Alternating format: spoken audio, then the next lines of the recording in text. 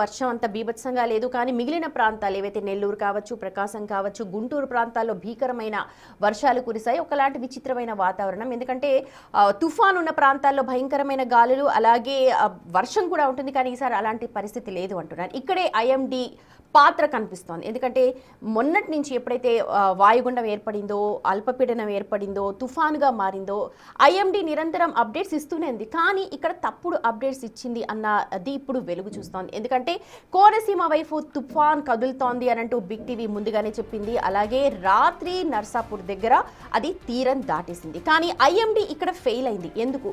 కాకినాడలో తీరం దాటుతుంది అని చెప్పి, యానాం నుంచి కాకినాడ దగ్గర తీరం దాటుతుంది అని చెప్పింది. మరి ఐఎండీ ఎక్కడ ఫెయిల్ అవుతోంది? గత తుఫాన్ల మాదిరిగా ఈ తుఫాన్ ఎందుకు డిఫరెంట్గా ఉంది? ఇదే విషయం మీద మాట్లాడడానికి బిగ్ టీవీతో జాయిన్ అవుతూ ఉన్నారు ప్రొఫెసర్ లక్ష్మణ్ రావు, డిజాస్టర్ మేనేజ్మెంట్ మాజీ HOD. Good afternoon sir. Good afternoon madam. Lakshmanarao గారు, అచ్చెన్నాయుడు స్వయంగా మంత్రే అంటూ ఉన్నారు, ఈసారి ఒకలాంటి డిఫరెంట్ సిచ్యువేషన్, డిఫరెంట్ వాతావరణం కనిపించింది. అసలు ఒకసారి చెప్పండి, మీరు ఈ ముంతా తుఫాన్ సృష్టించిన బీభత్సం, అలాగే ఎందుకు ఇది డిఫరెంట్ అనుకుంటున్నారు? ఇది బేసిక్గా ఒక విండ్కి సంబంధించిన అనలిటిక్స్ ప్రాపర్గా ఇంటిగ్రేట్ చేసుకోకపోవడం వలన వచ్చిన ఇంపాక్ట్గా మనం చూడొచ్చు. ఇక్కడ కమిట్మెంట్తో ఒక డేటాబేస్ క్రియేట్ చేసినప్పుడు టెక్నాలజీ ద్వారా డేటా వచ్చిన దాన్ని యాస్టీస్గా గ్రౌండ్ రియాలిటీకి ఇంటర్ప్రెట్ చేసే ఈ యొక్క ప్రాక్టీసెస్లో మన వాళ్ళు ఫెయిల్ అయినట్టుగా లెక్క. ఎందుకంటే దీనికి ఒక క్లైమేట్కి, ఒక క్లౌడ్కి, విండ్కి, టెంపరేచర్కి, ప్రెషర్కి, ల్యాండ్ అండ్ వాటర్ మధ్య ఉన్న యూటిలిటీ ప్యాటర్న్స్ని బట్టి ఇది మారుతూ ఉంటుంది. ఈ యొక్క సైక్లోన్ మొబిలిటీ ఇచ్చేటప్పుడు అది కంప్లీట్ సర్క్యులర్ ప్యాటర్న్ నుంచి హార్జెంటల్ ప్లేన్ వచ్చే వరకు డిఫరెంట్ యాంగిల్స్లో తిరుగుతూ వెళ్తున్న ప్రక్రియలో టెంపరేచర్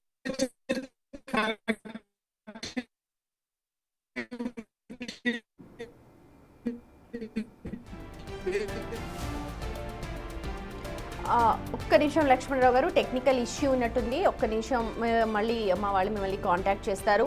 చూడొచ్చు, ఐఎండీ ఫెయిల్యూర్ అయినట్టుగా మనకు తెలుస్తోంది. ఎందుకంటే ఇప్పుడే ప్రొఫెసర్ లక్ష్మణ్ రావు కూడా అంటున్నారు, ఇక్కడ ఐఎండీ పాత్ర చాలా కీలకం. ఏదైనా సరే తుఫాన్ కావచ్చు, ఆ వాతావరణానికి సంబంధించి ఇచ్చిన రిపోర్ట్స్ చాలా కీలకం. ప్రభుత్వాలు, ఆ అధికార యంత్రాంగం అంతా కూడా చర్యలు చేపడతాయి. భారీగా ఆస్తి నష్టం అయితే ఏమీ చేయలేం, కానీ ప్రాణ నష్టాన్ని నివారించడానికి ప్రభుత్వ యంత్రాంగం అంతా కూడా సంసిద్ధతగా ఉంది. దానికి తగినట్టుగా చర్యలు తీసుకున్నాయి. కానీ ప్రాపర్ ఇన్ఫర్మేషన్, అంటే సరైన సమాచారం మెట్రలాజికల్ డిపార్ట్మెంట్ ఇవ్వని పక్షంలో ఎక్కడ తీరం దాటుతుంది, ఎక్కడ తాకుతుంది, ఎక్కడి నుంచి ఎటువైపు దిశగా మారుతుంది, ఎటు వెళుతుంది తుఫాన్ అన్న ఇన్ఫర్మేషన్, అంటే ఇది బేసిక్ ఇన్ఫర్మేషన్. ఈ బేసిక్ ఇన్ఫర్మేషన్ లేకపోతే అధికారులు కావచ్చు, లేకపోతే ప్రభుత్వం ఎన్ని చర్యలు చేపట్టినా కూడా శూన్యమే అవుతుంది. ఎందుకంటే ఇప్పుడే మనం చూసిన ముంతా తుఫాన్కి సంబంధించి మెట్రలాజికల్ డిపార్ట్మెంట్ ఇచ్చిన ఇన్ఫర్మేషన్ వేరు, చూపిస్తున్న దృశ్యాలు వేరు, కానీ జరిగింది వేరు. తీరం దాటింది నర్సాపూర్లో, కానీ వాళ్ళు కాకినాడ, యానాం దగ్గర తీరం దాటుతుందన్నారు. ఆ తర్వాతైనా కరెక్ట్ చేసుకున్నారంటే అది కూడా లేదు. మరి ఎందుకు ఇలాంటివి జరుగుతున్నాయి? మనం ప్రొఫెసర్ లక్ష్మణ్ రావుతో మాట్లాడుతూ ఉన్నాం. అయితే ప్రస్తుతం మా అసోసియేట్ ఇన్పుట్ ఎడిటర్ గణేష్ ఉన్నారు మనకు అప్డేట్స్ అందించడానికి. గణేష్, మనం చూస్తూ ఉన్నాం ఐఎండీ ఫెయిల్ అయింది అని చెప్పి వార్తలు వస్తున్నాయి. ఎందుకంటే నిన్న వాళ్ళు చెప్పిన ప్లేసెస్ కావచ్చు, లేకపోతే మనం ముందుగా బిగ్ టీవీ ముందుగానే చెప్పింది ఇది పలానా ప్లేస్లో దాటుతుందని. ఖచ్చితంగా మనం ఎనాలిసిస్ చేయనల్సినంత కూడా వాళ్ళు ఎనాలిసిస్ చేయలేకపోతున్నారా? అంత పెద్ద డిపార్ట్మెంట్ని మనం తప్పు పట్టకూడదు. ఎస్, ఎందుకంటే చాలా వరకు ఏదైతే మోందా తుఫాన్ ఉందో, మోందా తుఫాన్కి సంబంధించి ముందుగానే, అంటే దాని విస్తీర్ణం కావచ్చు, దాని వేగం కావచ్చు, ఇవన్నీ చూసిన తర్వాత ఆంధ్రప్రదేశ్ ప్రభుత్వం దాదాపు 3 రోజుల నుంచి అలర్ట్ ప్రకటించింది. ఎందుకంటే అంతర్జాతీయ సంస్థల నుంచి కూడా థాయిలాండ్కి సంబంధించిన సంస్థ దీనికి మోంతాని గుర్తించింది, ఆ పేరు పెట్టింది. ఎందుకంటే ఎప్పుడు మనకు తుఫాన్లు వచ్చినా సరే ప్రపంచవ్యాప్తంగా, అంటే దాదాపు 13 దేశాలు దీనిపైన ఒక ఎక్సర్సైజ్ చేస్తాయి. ఎందుకంటే దాదాపుగా మనకి హిందూ మహాసముద్రం కావచ్చు, అరేబియా కావచ్చు, లేకపోతే బే ఆఫ్ బెంగాల్ కావచ్చు, ఇక్కడ ఏర్పడే వాటిని మాత్రం తుఫాన్లని అంటాం. కాబట్టి ఈ తుఫాన్లకు సంబంధించిన వాటికి నామకరణం చేయడంతో పాటు ఒక అలర్ట్నెస్, అది ఎంత విస్తీర్ణంలో ప్రయాణం చేస్తుంది, ఎంత వేగంతో చేస్తుందని చెప్తుంది. అది భూమిని తాకడం, అంటే తీరం వైపు వస్తున్నప్పుడు మాత్రమే ఈ అలర్ట్నెస్ అంతా రావాల్సిన అవసరం ఉంది. అందుకే ఆంధ్రప్రదేశ్ రాష్ట్ర ప్రభుత్వం, రాష్ట్ర ముఖ్యమంత్రి చంద్రబాబు నాయుడు శాతం ముందుగానే స్పందించారు. ఎందుకంటే ఆంధ్రప్రదేశ్ రాష్ట్రానికి గతంలో దివిసీమ కావచ్చు, కోనసీమ తుఫాను కావచ్చు, ఆ తర్వాత వచ్చిన విశాఖపట్నం కేంద్రంగా వచ్చిన హుదూద్ కావచ్చు, ఎంత నష్టాన్ని తీసుకొచ్చింది, ఎంత ప్రాణ నష్టాన్ని తీసుకొచ్చింది అనేది పూర్తిగా చవి చూసాం. కాబట్టి ఇప్పుడు మోంతా తుఫాను సంబంధించి క్లియర్ కట్గా మనం ఆ అలర్ట్నెస్ అనేది చేశారు. ఐపీఎస్ అంటే పోలీస్ డిపార్ట్మెంట్తో పాటు రెవెన్యూ డిపార్ట్మెంట్తో పాటు అందరినీ అలర్ట్ చేసి ఉంచారు. కానీ ఏదైతే కీలకంగా ఉండాల్సిన భారత వాతావరణ శాఖ ఐఎండీ ఉందో, ఐఎండీ తన ఇచ్చిన నివేదికలు ఏదైతే ఉన్నాయో, తన మ్యాప్లు ఏవైతే ఉన్నాయో పూర్తిగా భిన్నంగా అది ప్రయాణం చేసింది. కానీ ఇక్కడ మనం తప్పు పట్టాల్సింది ఏంటంటే ఎప్పుడు కూడా వాతావరణం అనేది ఎప్పుడు తన దిశను మార్చుకుంటుంది, మన అంచనాలకు తగ్గట్టుగా ఉండదు, ఎప్పటికప్పుడు మార్పులు చెందుతుంది ఇది. కానీ ఇప్పుడు జరుగుతున్న దాంట్లో యానం కాకినాడ అనే దాంట్లోంచి వస్తుందనేది వాళ్ళ రిపోర్ట్స్ చెప్పినాయి. మరోవైపు వాళ్ళ గ్రాఫిక్స్ చెప్పినాయి. వాళ్ళు ఇచ్చిన అలర్ట్నెస్ ఎప్పటికంటే 3 గంటలు ఇచ్చిన రిపోర్ట్స్ కూడా చెప్పారు. కానీ దీనికి భిన్నంగా ప్రపంచంలో ఉండే అనేక అధ్యయనాలు, అంటే భారతదేశం తప్ప దాదాపు మెజారిటీ దేశాల్లోన ప్రైవేట్ సంస్థలే వాతావరణాన్ని అధ్యయనం చేస్తాయి, ప్రైవేట్ సంస్థలే రిపోర్ట్ ఇస్తాయి. దీనికి సంబంధించి టోటల్గా మనకి అనుకున్న దాంట్లోన WMC ప్రపంచ వాతావరణ శాఖ కూడా దీనికి సంబంధించిన ఒక అధ్యయనం చేసింది. మోంతా ఎటువైపు ప్రయాణం చేస్తుందనేది. దీంతోపాటు యూరోపియన్ సెంటర్ కావచ్చు, రేంజ్ వెదర్ ఫోర్కాస్ట్ కావచ్చు, తర్వాత CMA కావచ్చు, ఇలాగ అనేక సంస్థలు ఖచ్చితంగా ఇది అటు యానం కాకినాడ వైపు లేదు, కోనసీమ వైపు ప్రయాణం చేస్తుందనేది దాదాపుగా 3-4 గంటల ముందుగానే హెచ్చరికలు జారీ చేసి దానికి సంబంధించిన మ్యాపింగ్ ఏర్పాటు చేసి ఇలా అనేక రూపాల్లో స్పష్టంగా చెప్పింది. ఎందుకంటే అంతర్వేది పాలెం ఏదైతే గోదావరి 2వ పాయ ఉందో, గోదావరి కలుస్తుంది అంతర్వేది పాలెం దగ్గర నుంచి కేశవదాసు పాలెం ఇలాంటి అనేక ప్రాంతాల మీదుగా ఇది ముందు ఈ మోంతా తుఫాను తాకబోతుంది అనేది ఒక ఇండికేషను ఇన్ని అంతర్జాతీయ సంస్థలన్నీ చెప్పినాయి. కానీ ఇన్నిసార్లు ఇన్ని చెప్తున్నా సరే ఎక్కడా కూడా ఈ సంస్థ ఐఎండీ మనకి భారత వాతావరణ శాఖ పట్టించుకోలేదు. దీన్ని అనుసరిస్తూనే ఆంధ్రప్రదేశ్ వాతావరణ శాఖ కావచ్చు, లేకపోతే తెలంగాణలో ఉన్న హైదరాబాద్ వేదికగా ఉన్న వాతావరణ శాఖ కావచ్చు, దీన్నే అదే పాట పాడుతూ వచ్చారు. ఎందుకంటే ఈ అలర్ట్నెస్ అనేది బిగ్ టీవీ ముందుగానే వాళ్ళ దృష్టికి తీసుకెళ్ళింది. ఇంత భిన్నంగా ఉన్న దాదాపు మెజారిటీ సంఖ్యలో ఉండే వాతావరణ పరిశోధన సంస్థలు కావచ్చు, లేకపోతే అధ్యయన సంస్థలు కావచ్చు, లేకపోతే శాస్త్రవేత్తలు కావచ్చు, వాళ్ళు ఇస్తున్న రిపోర్ట్స్ కావచ్చు, మిగతా అన్ని కూడా చూసిన తర్వాత ఐఎండీ ఇస్తున్న రిపోర్టు పూర్తిగా భిన్నంగా ఉందనేది వాళ్ళ దృష్టికి తీసుకెళ్లారు. కానీ వాళ్ళు ఎక్కడా దాన్ని స్పందించలేదు. చెప్పిందే మాది ఎక్యురేట్ రిపోర్టు, మేము ఎవరి మాట వినాల్సిన అవసరం లేదనేది ఖచ్చితంగా చెప్పింది. ఎస్, వాళ్ళు చెప్పిన దానికి ఖచ్చితంగా యానం కాకినాడ మధ్య తీరం దాటి ఉంటే నిజంగా మనం జేజేలు పలుకుండేవాళ్ళం. కానీ ఖచ్చితంగా ఏదైతే అంతర్జాతీయ సంస్థలు చెప్పినాయో అంతర్వేది అమలాపురం వైపే ఖచ్చితంగా తీరం మోంతా తుఫాన్ తాకింది. అయితే గణేష్, ఇప్పుడు మీరు అన్నారు పలు ప్రైవేట్ సంస్థలు కావచ్చు, బయట అంతర్జాతీయ సంస్థలు అన్నీ కూడా క్లియర్ కట్ గా అంచనా వేస్తే మన డిపార్ట్మెంట్ అంచనా వేయలేకపోవడానికి ఇక్కడ టెక్నికల్ ఇష్యూస్ ఉన్నాయని. ఎందుకంటే సేమ్ టెక్నాలజీని వాడుతూ ఉండొచ్చు, ఎవరిది అంటే హ్యూమన్ ఇన్వాల్వ్మెంటే ఇక్కడ తప్ప, లేకపోతే టెక్నాలజీ లేక ఇలాంటి ఎఫెక్టా? ఎందుకంటే ఇది ఫస్ట్ టైం అయ్యిండొచ్చు, లేకపోతే సెకండ్ టైం, కానీ ఇది ఫర్దర్గా కూడా కంటిన్యూ అయ్యే అవకాశాలు ఉన్నాయి. కరెక్ట్ ఇన్ఫర్మేషన్ లేకపోతే అటు గవర్నమెంట్ ఏం చేయలేదు. ఇప్పుడు భారీగా ఆస్తి నష్టం ఏర్పడింది, పంట పొలాలన్నీ కూడా వేల సంఖ్యలో కొట్టుకుపోయాయి. అంటే ఇది సాంకేతిక పరమైన లోపం అయితే కానే కాదు. ఎందుకంటే మన సాంకేతిక పరంగా చూసుకుంటే దాదాపు మనకి దేశవ్యాప్తంగా ఐఎండీకి 18 రాడార్ సెంటర్లు ఉన్నాయి. హైదరాబాద్లో సెంటర్ ఉంది, విశాఖపట్నంలో ఉంది, అటు చెన్నైలో ఉంది. ఇలాగా దాదాపుగా 18 రాడార్ సెంటర్లు మన ఏదైతే శాటిలైట్ వ్యవస్థ ఉందో దానికి అనుసంధానం చేసి ఉన్నారు. ఎప్పటికప్పుడు మినిట్ టు మినిట్ వాళ్ళకి అక్కడ నుంచి సమాచారం వచ్చే అవకాశం ఉంది. అటు తుఫాన్లు కావచ్చు, లేకపోతే మిగతా వాతావరణంలో వచ్చే మార్పులు కావచ్చు, ఎప్పటి మినిట్ టు మినిట్ తెలుసుకుని దాన్ని వాళ్ళు అలర్ట్ చేసే అవకాశం ఉంది. ఎందుకంటే ప్రత్యేకంగా తుఫాన్లు వచ్చినప్పుడు మాత్రమే సాధారణ ప్రజలను అలర్ట్ చేస్తారు. కానీ మిగతా వాటి బోటింగ్ షిప్పులు కావచ్చు, లేకపోతే పెద్ద పెద్ద షిప్పులు కావచ్చు, వీటన్నిటికీ నిరంతరం వాళ్ళు ఒక వార్తా స్రవంతిలాగా వాతావరణ అధ్యయన ఏదైతే ఉందో అనేక శాస్త్రవేత్తలు కావచ్చు, సంఘాలు కావచ్చు, లేకపోతే అసోసియేషన్లు కావచ్చు, ఇవి ఎప్పటికప్పుడు ప్రైవేట్ సంస్థలతో సైతం వాళ్ళని అలర్ట్ చేస్తూనే ఉంటారు. ఎందుకంటే పలానా వైపు షిప్ వెళ్ళాలి. ఎందుకంటే ఇప్పుడు మనకు వచ్చింది మోంతా తుఫాన్ ఒకటే, కానీ సముద్రంలో దాదాపు అటు అంటార్టికా సముద్రం కావచ్చు, లేకపోతే పసిఫిక్ మహాసముద్రం కావచ్చు, హిందూ కావచ్చు, ఇలాగ అనేక సంస్థలు ఏవైతే ఉన్నాయో ఇవన్నిట్లో కొన్ని వందల తుఫాన్లు అక్టోబరు, నవంబరు, డిసెంబర్ నెలలో కొన్ని వందల తుఫాన్లు అనేవి వస్తుంటాయి. కానీ ఇవి ఏదైతే తీరం వైపు వస్తుందో, ఏదైతే బలంగా ఉందో అటువంటి వాటికి మాత్రమే అలర్ట్ చేసే అవకాశం అయితే మనకి చెప్తూ ఉంటారు. కానీ ఇంత సాంకేతిక పరిజ్ఞానం, శాటిలైట్ వ్యవస్థ ఉంది, రాడార్ వ్యవస్థ ఉంది, కానీ ఎక్కడైతే మనుషులు దీన్ని అంచనా వేసే శాస్త్రవేత్తలు కావచ్చు, లేకపోతే ఐఎండీ అధికారులు కావచ్చు, సిబ్బంది కావచ్చు, ఎంత నిర్లక్ష్యం కనిపిస్తుందంటే మనం దీన్ని నవ్వులాట కోసం కాదు, కానీ ఒక సినిమాలోనే ఒక డైలాగ్ ఉంటుంది, గాలి గన్నారావు అని. అంటే కిటికీ నుంచి చేపెట్టి చూస్తే చినుకులు పడితే వర్షం వచ్చినట్టు, లేకపోతే రానట్టు. అంటే అది కేవలం అది హాస్యాస్పదమైనది కాదు, ఖచ్చితంగా వాతావరణ శాఖ నిర్లక్ష్యానికి అద్దం పట్టేలాగా ఉండే ఒక దృశ్యం అని చెప్పాలి. అలాంటిది ఇప్పుడు ఇంత వ్యవస్థ ఏర్పడిన తర్వాత ఇంత సీరియస్ కండిషన్లో దాదాపు మోంతా అనేది దాని ఐ నుంచి వాల్ వరకు దాదాపు 200 కిలోమీటర్ల విస్తీర్ణంలో ఉంది. దాని చుట్టూ ఉండి ఏదైతే వ్యాల్ఫుల్ ఉందో 2000 కిలోమీటర్ల విస్తీర్ణంలో ఉంది. అంటే దాని ప్రభావం చూపించబోతుంది అనేది ముందుగానే 3 రోజుల నుంచి కూడా ఒక రిపోర్ట్లు వస్తే ఏ మాత్రం పట్టించుకోకుండా ఉన్నారంటే ఎంత నిర్లక్ష్యం ఇక్కడ కొనసాగుతుంది అనేది మనం గమనించాల్సిన విషయంగా కనిపిస్తుంది. గణేష్, మీరు అన్నది నిజంగా, ఎందుకంటే ఈ హాస్యాస్పదం కాదు, నిజంగానే అలర్ట్ అవ్వాలి. ఎందుకంటే ఏపీకి చాలా కోస్టల్ బెల్ట్ ఉంటుంది, నిరంతరం తుఫాన్లు వస్తూ ఉంటాయి. చిన్న చిన్న తుఫాన్లు కాదు కానీ ఇలాంటి పెద్ద తుఫాన్ వచ్చినప్పుడు అండ్ మీరు అన్నట్టుగా నిరంతరం సముద్రం మీద జరుగుతున్న పరిణామాలను అంచనా వేయాల్సిన బాధ్యత వాళ్ళ మీద ఉంది. జరుగుతున్న పరిణామాలను ప్రజలకు తెలియజేయాల్సిన బాధ్యత వాళ్ళది. సాంకేతికంగా తప్పు కాకపోయినా ఇప్పుడు ప్రక్షాళన దిశగా అడుగులు వేయాల్సిన అవసరం ఉందా ఇండియన్ మెట్రలాజికల్ డిపార్ట్మెంట్? దీనిపైన ఏపీ ఎటువంటి ఇన్స్ట్రక్షన్స్ ఇచ్చే అవకాశం? ఎందుకంటే ఎక్కువగా నష్టపోయేది వాళ్ళే, కోస్టల్ బెల్ట్ ఎక్కువగా షేర్ చేసుకుంటుంది వాళ్ళే.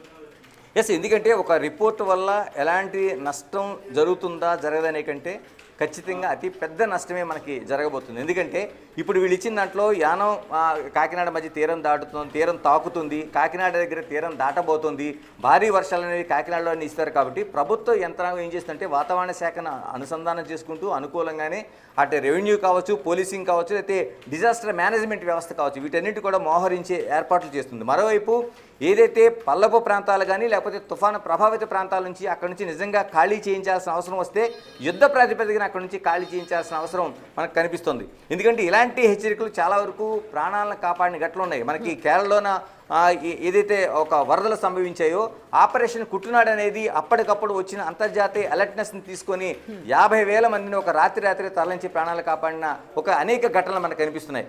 కానీ ఇందులో వీళ్ళు యానం నుంచి కాకినాడ అన్న తర్వాత తుఫాను తాకింది అంతర్వేది అమలాపురం దగ్గర తాకింది, మరోవైపు తీరం దాటింది నర్సాపూర్ దగ్గర. అంటే ఈస్ట్ గోదావరి అంతర్వేదిలోనేమో తుఫాను మోంతా తుఫాను తాకితే వెస్ట్ గోదావరి నరసాపురంలో అది పూర్తిగా క్రాస్ అయ్యి వెళ్ళింది. అంటే వర్షాలు అనేవి ఎక్కడ కేంద్రీకృతం ఉన్నాయి, దీంతోడు మబ్బులు ఎక్కడున్నాయి ఏముందని కూడా చెప్పలేని పరిస్థితి అయితే ఉంది. ఇదే రాడార్ వ్యవస్థను ఉపయోగించుకొని మనకి చిన్నగా ఏపీ వెదర్మెన్ లాంటి వాళ్ళు ఈ వర్షాలన్నీ కూడా ఒంగోలు కేంద్రంగా పూర్తిగా క్యూములో నింబస్ కావచ్చు, మిగతా మేఘాలు కావచ్చు అక్కడ మనకి ఉన్నాయి. ఖచ్చితంగా అక్కడే వర్షపాతం ఎక్కువగా పడే అవకాశం ఉందని నిన్న సాయంత్రం వాళ్ళు అప్లోడ్ చేస్తే వాతావరణ శాఖ దాన్ని ఏమాత్రం పట్టించుకోకుండా ఇంకా కాకినాడ కేంద్రంగానే వర్షాలు పడతాయని చెప్తూ వచ్చింది. దాన్ని 1 కాదు 2 కాదు తెల్లవార్లు అదే చెప్పింది, ఉదయం వచ్చిన బులెటిన్లు 2-3 బులెటిన్లు కూడా అదే చెప్పింది. కానీ ఏమైంది, ఇదే రాడార్ వ్యవస్థను ఉపయోగించుకొని చెప్తున్న ప్రైవేట్ వ్యక్తులు జస్ట్ లైక్ వెదర్మెన్ లాంటి వాళ్ళు చెప్పిన దాంట్లో ఒంగోలు, నెల్లూరు, ప్రకాశం దాంట్లో 13 సెంటీమీటర్ల నుంచి 21.5 సెంటీమీటర్ల వర్షపాతం కురిసిందంటే ఇదే రాడార్ వ్యవస్థని, ఇదే శాటిలైట్ వ్యవస్థని, మనకుండే ఐఎండి వ్యవస్థను ఉపయోగించుకొని కేంద్ర ప్రభుత్వం దాన్ని ప్రైవేట్ వ్యవస్థలు చెప్తున్నారంటే ఎక్కడ లోపం ఉంది? అంటే దాన్ని చూసి చెప్పడంలోనా, దాన్ని క్షుణ్ణంగా అధ్యయనం చేయడంలోనా ఆ నిర్లక్ష్యం లేకుండా చెప్తున్న ప్రైవేట్ సంస్థలు సక్సెస్ అవుతుంటే వేల రూపాయలు, లక్షల రూపాయల జీతాలు తీసుకుంటూ ఇంత వ్యవస్థను ఉపయోగించుకుంటున్న సంస్థలు పూర్తిగా వైఫల్యం అయితే మనకి కనిపిస్తుంది. దీనిపైన ప్రభుత్వం అంటే అది కేంద్ర ప్రభుత్వం దృష్టిలో ఉంటుంది కాబట్టి రాష్ట్ర ప్రభుత్వం దీనిపైన ఇటువంటి వాటిపైన ప్రధానంగా భరించేది ఆంధ్రప్రదేశ్ రాష్ట్రంలో ఎక్కువ తుఫాన్లు ఉంటాయి, సముద్ర తీరం ఉంది కాబట్టి ఇప్పటికైనా ఒక ఫిర్యాదు లాంటిది రైజ్ అయితే ఈ అధికారుల నిర్లక్ష్యం ఏదైతే ఉందో దీన్ని వదలగట్టగలిగితే ఇలాంటి విపత్తుల నుంచి ముందుగానే మనం రక్షణ పొందడంతో పాటు అలర్ట్నెస్ అనేది చేయగలసిన అవసరం అయితే మనకు కనిపిస్తుంది. ఖచ్చితంగా. ఎందుకంటే గణేష్ ఇప్పుడు బయట దేశాల్లో ఖచ్చితంగా థండర్ స్టార్మ్స్ ఈ పలానా టైంలో ఉంటాయి, ఈ 2 రోజులు మీరు చాలా అలర్ట్గా ఉండాలి, లేకపోతే ఇసుక తుఫాన్ వస్తుంది, మంచు తుఫాన్ వస్తుంది అని చెప్పి అలర్ట్ చేసి అక్కడ ప్రజలది ప్రాణాలు కావచ్చు, ఆస్తి నష్టం అన్నది దాదాపుగా తగ్గించడానికి బయట దేశాలు చూస్తుంటే ఇక్కడ మన ఇండియన్ మెట్రలాజికల్ డిపార్ట్మెంట్ అలసత్వాన్ని ఎలా చూడాలి అండ్ సూచనలు చేయడంలో తప్పు లేదు, ఎలాంటి సూచనలు చేయాలి? ప్రైవేట్ ఆర్గనైజేషన్ చేస్తున్న పనిని ఎందుకు ఎంతో ప్రతిష్టాత్మకం ఇండియన్ మెట్రలాజికల్ డిపార్ట్మెంట్, మనం ఎవరైనా తప్పు పట్టలేదు. కానీ ఇక్కడ ప్రజల ప్రాణాలతో చెలగాటమాడుతూ ఉన్నారు, ఆస్తులతో చెలగాటమాడుతూ ఉన్నారు, కష్టపడి పండించిన పంటలు చేతికి అందకుండా పోయే చాలా మంది ప్రజలు ప్రాణాలు కోల్పోతారు ఒకవేళ నిజంగా అలర్ట్గా లేకపోతే. ఎలాంటి సూచనలు చేయొచ్చు మనం? ఎందుకంటే సూచనలు చేసేటప్పుడు స్వీకరించాల్సిన అవసరం ఉంది. ఇప్పుడు టోటల్గా బిగ్ టీవీ అనేది ఒక ఛానల్గా కొనసాగుతుంది. వచ్చిన అంతర్జాతీయ రిపోర్ట్లన్నీ పరిశీలించిన తర్వాత అంతకుముందు మనం చెప్పినట్టు 5-6 రిపోర్ట్లు అంటే వరల్డ్ వెదర్ ఏదైతే ఆర్గనైజేషన్ ఉందో వాళ్ళ రిపోర్ట్లు కూడా తీసుకున్న తర్వాత ఇక్కడ ఐఎండీని పోల్చి చూసుకుంటే మెజారిటీ సంఖ్యలో ఉండేది వాళ్ళు చెప్తున్నది కోనసీమ వైపు, అంతర్వేది వైపు వెళ్తుంది, అక్కడ తీరం తాకబోతుందని స్పష్టంగా చెప్తున్న రిపోర్ట్లు చివరి క్షణం వరకు వాళ్ళు అదే స్టాండ్లో వెళ్తున్నారు. దాన్ని కనీసం గుర్తు చేసిన తర్వాత ఐఎండీకి సంబంధించిన శాస్త్రవేత్తలు ఇక్కడ లోకల్గా ఉన్న వాళ్ళు కావచ్చు, లేకపోతే విశాఖపట్నం కావచ్చు, వాళ్ళ దృష్టికి తీసుకెళ్ళిన తర్వాత కూడా మేము వాళ్ళ మాట వినాల్సిన అవసరం లేదు, మేము మాదే అని అంటే ఆ ధోరణి ఎలా ఉందంటే మేము చెప్పిందే వేదం అన్నిటికీ ఉంటుంది, కానీ ప్రకృతి అలా ఎందుకు ఉంటుంది? అలా ఖచ్చితంగా ఉండదు. దీనికి ఎగ్జాంపుల్గా మనం ఒకసారి చూడాల్సింది వాళ్ళు ఇచ్చిన ఒక రిపోర్టు 28 నిన్న సాయంత్రం అంటే ఏదైతే మోంతా తీరాన్ని తాకుతూ ఉన్న సమయంలో ఇచ్చిన రిపోర్ట్ని మనం తీసుకుంటే అంటే రిపోర్ట్ ఇవ్వడంలో కావచ్చు, దాన్ని ఎగ్జిక్యూషన్ చేయడంలో కావచ్చు, దాన్ని పబ్లిక్ అలర్ట్నెస్ చేయడంలో కావచ్చు ఎంత నిర్లక్ష్యం ఉందో మనకి చిన్న డాక్యుమెంట్ అనేది చెప్తుంది. ఈ డాక్యుమెంట్లో కనిపిస్తున్నది వీళ్ళకి 5:30 సంబంధించి ఒక అలర్ట్నెస్ అనేది తీరం తాకుతున్న సమయంలో మనకి కనిపించింది. వాళ్ళు గుర్తించారు. దీన్ని అనాలిసిస్ చేయడం కోసం వాళ్ళకి పైన కనిపించిన దానికి 8:30 అంటే దాదాపు ఒక 3 గంటల పాటు వాళ్ళు దాన్ని అనాలిసిస్ చేస్తే కానీ బయటికి వాళ్ళు గుర్తించలేని పరిస్థితి. దాన్ని ప్రజలకి అలర్ట్నెస్ చేయడం కోసం ఆ పబ్లికేషన్ లాంటిది చేయాలంటే నోటిఫికేషను దాన్ని 9:22 దాన్ని చేయగలిగారు. అంటే దాదాపుగా ఒక 5 నుంచి అంటే 4-4.5 గంటల పాటు ఒక చిన్న అనౌన్స్మెంట్ని, ఒక హెచ్చరికని, ఒక అలర్ట్నెస్ చేయడానికి ఇంత టైం పడితే ఇంకా ఏమవుతుంది? ఈ మధ్యలో అంటే వాతావరణం మనం చెప్పినట్టు కొన్ని క్షణాల్లో మారిపోతుంది. ఇప్పుడు వర్షం వస్తుంది అనుకున్నది రాకపోవచ్చు, రాదు అనుకున్నప్పుడు రావచ్చు, కానీ అప్పటికే వాళ్ళ పాట మానలేదు. ఒక్కసారి మనం ఇందులో ఉండి వాళ్ళ ఇండికేషన్ ఏదైతే ఇచ్చారో దాన్ని చూస్తే అంటే ఒకవైపు ఇంత మార్పులు జరుగుతుంది, తీరాన్ని తాకింది, అంతర్వేది అమలాపురం దగ్గర తీరం తాకి వెళుతూ ఉంది, దాదాపు 90 నుంచి 110 కిలోమీటర్ల వేగంతో గాలులు వీస్తున్నాయి, వర్షాలు పడుతున్నాయి. ఇలాంటి పరిస్థితుల్లో కూడా వీళ్ళు చెప్తుంది ఏంటంటే మచిలీపట్నం, కాకినాడ ఆ పరిసర ప్రాంతాల మీదుగా యానం పరిసరాల్లో కాకినాడలోన ఈ ఏదైతే తీరం తాకబోతుంది అనేది చెప్తున్నారు. ఇదే అంటే ఎంత నిర్లక్ష్యం అంటే ఆల్రెడీ ఒక మీడియాగా ఒక బాధ్యత తీసుకొని బిగ్ టీవీ వాళ్ళ దృష్టికి తీసుకెళ్ళిన తర్వాత కూడా వాళ్ళు ఎలాంటి మార్పు చేసుకోవడానికి సిద్ధంగా లేరు. ఇది ఎక్కడికి దారితీస్తుందంటే నిజంగానే మోంతా తుఫాను క్షమించి ఆ ప్రకృతి వెళ్ళిపోయింది, కానీ నిజంగా 200 కిలోమీటర్ల వ్యాసార్థంలో నిజంగా 100 నుంచి 110 కిలోమీటర్ల వేగంతో కానీ ఆ గాలులు కానీ వచ్చి ఎక్కడైనా అంటే ఏదైతే తాకిందో నర్సపూర్ ప్రాంతంలో అంటే చాలా వరకు జాలరీ అంటే మత్స్యకార కుటుంబాలు ఉండే ప్రాంతాలు, చిన్న చిన్న గుడిసెలు ఉండే ప్రాంతాలు ఏదైతే తాకిందో అంతర్వేదిలోన చాలా తక్కువ భవనాలు, ఎక్కువ శాతం అనేవి మట్టిళ్ళు, పూరి గుడిసెలు అట్లా ఉంటాయి. నిజంగా కానీ అక్కడ ఈ తుఫాను ఇంత వేగంతో కానీ ఎళ్ళునుంటే మరో కోనసీమ తుఫాన్ని, కోనసీమ నష్టాన్ని మనం చూసిండేవాళ్ళం. ఎందుకంటే ఇలాంటి అలర్ట్నెస్ లేకే దాదాపు దివిసీమలోన 1450 మంది ఉప్పెన్లో చనిపోయినట్టు అఫీషియల్గా వస్తే 50,000 మంది చనిపోయినట్టు ఆ రోజు లెక్కలు తేలిని. కోనసీమ తుఫాన్లో దాదాపు 1100 మంది చనిపోయారని అఫీషియల్గా లెక్కలు తేలితే 300-500 మంది గల్లంతయ్యారనేది ఆ రోజు లెక్కలు తేల్చినాయి. దాదాపు 2 లక్షల మందికి పైగా నిరాశ్రయులు అయ్యారు. అంటే ఈ రోజున నిజంగానే మోంతా అనేది క్షమించి ఆ ప్రకృతి వెళ్ళిపోయింది, కానీ ఈ వెదర్ రిపోర్టు, ఐఎండీ రిపోర్టు కానీ చూసి కానీ ఎవరైనా అక్కడ చేసి ఉంటే, అది కానీ ఆ బీభత్సాన్ని సృష్టించి ఉంటే నిజంగానే వేల సంఖ్యలో మన మరణాలు చూసిండేవాళ్ళం, లక్షల సంఖ్యలో ఆస్తి నష్టాన్ని, కోట్ల సంఖ్యలో చూసిండేవాళ్ళం మనం ఖచ్చితంగా. ఒక్క నిమిషం గణేష్, మీరు అధికారిని కోట్ చేశారు, అంటే ఇచ్చిన రిపోర్ట్ని కోట్ చేశారు. నిన్న వాతావరణ శాఖ అధికారి ఒకరు ఈ తుఫాన్కి సంబంధించి మాట్లాడారు, ఎక్కడ తాకుతుంది, ఎక్కడ దాటుతుంది అనేది. ఒకసారి చూద్దాం నిన్న ఏం మాట్లాడారు అసలు వాతావరణ శాఖ అధికారి. ఏ సంస్థ చెప్పినా కూడా ఫైనల్గా ultimate authority or nodal agency for cyclones in over India meteorological department. ఒకటి మన తుఫాన్లకి మిగతా తుఫాన్లకి అంతరాలున్నాయి. ఇవి ఉష్ణమండల తుఫాన్ల గురించి ఒక అథారిటీ అంటే ఇండియా మెటీరియలాజికల్ డిపార్ట్మెంటు. ముఖ్యంగా మన ఉత్తర హిందూ మహాసముద్రంలో మనకున్న అథారిటీ ప్రకారం మనకు మన ప్రక్కన ఉన్న దేశాలకు ఇంచుమించు 14 దేశాలకి మనమే సేవలు అందిస్తున్నాం. కాబట్టి మిగతావి ఏమి చెప్పినా ఐఎండీ చెప్పిన దీనిని మీరు ప్రామాణికంగా తీసుకున్నట్లయితే మాకు ఉన్న సాంఖ్యకీయ నమూనాల ద్వారా మేము పరిశీలించిన విధానాన్ని బట్టి ప్రస్తుతానికి నిన్నటి తుఫాను మోంతా ఈరోజు పశ్చిమ మధ్య బంగాళాఖాతంలోనే కొనసాగుతూ ఈరోజు ఉదయానికి మరింత తీవ్ర తుఫానుగా పరిణమించింది. రాబోయే కొన్ని గంటలలో ఉత్తర వాయువ్య దిశలోనే పయనించిన తరువాత అది సైక్లోన్ మోంతా తీవ్ర సైక్లోన్గానే కాకినాడ పరిసర ప్రాంతాలలో తీరాన్ని తాకే అవకాశం ఉంది.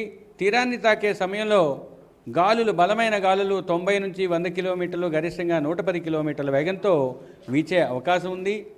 ఈ విషయాన్ని సూచించే ఈ బొమ్మను చూసినట్లయితే మీకు అర్థమవుతుంది. కాకినాడ పరిసర ప్రాంతాల్లో ఈ తుఫాను తీరాన్ని తాకే సమయంలో ఇంచుమించు ఈరోజు సాయంత్రం నుంచి రాత్రి లోపల గాలుల యొక్క వేగం 90 నుంచి 110 కిలోమీటర్ల వరకు ఉండే అవకాశం ఉంది.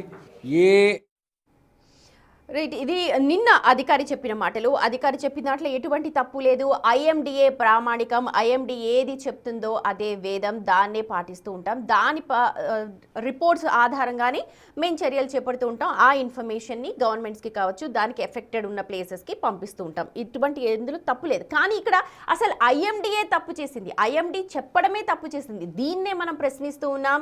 ఇది వేలు పెట్టి చూపించడం కాదు, కానీ జరగాల్సిన పనులు చేయట్లేదు అని చెప్పి ఒకసారి గుర్తు చేస్తున్నాం. జరగాల్సినవి కరెక్ట్గా జరిగితే ఎవరు కూడా క్వశ్చన్ చేయరు. కాకపోతే ఇక్కడ నిన్న మా ప్రతినిధి, మా అసోసియేట్ ఇన్పుట్ ఎడిటర్ గణేష్ చెప్పినట్టుగా, ఒకవేళ మనకు మొంతా తుఫాన్ క్షమించి మనల్ని వదిలేసింది, కానీ లేకపోతే దాని వ్యాసార్థం కావచ్చు, దాని విడ్త్ కనుక చూస్తే ఎంత భయంకరమైన బీభత్సమైన నష్టాన్ని మిగిల్చేదో మనకు తెలుస్తుంది. గణేష్, కొద్దిసేపటి క్రితం అంటే ఉదయాన్నే అచ్చెన్నాయుడు కూడా మాట్లాడేది, ఇది ఒక విచిత్రమైన తుఫాన్ మనకు కనిపిస్తోంది. నిజంగా తుఫాన్ దాటేసిన దగ్గర ఎలాంటి వర్షాలు లేవు, తగ్గిపోయాయి, గాలులు కూడా ఎటువంటివి లేవు. కానీ మిగిలిన ప్రాంతాల్లో పల్నాడు కావచ్చు, నెల్లూరు కావచ్చు, లేకపోతే ప్రకాశం జిల్లాలో భయంకరమైన వర్షాలు కురిశాయి. ఇది ఒక విచిత్రమైన తుఫాన్ అని చెప్పి స్వయంగా ఆయనే అంటూ ఉన్నారు.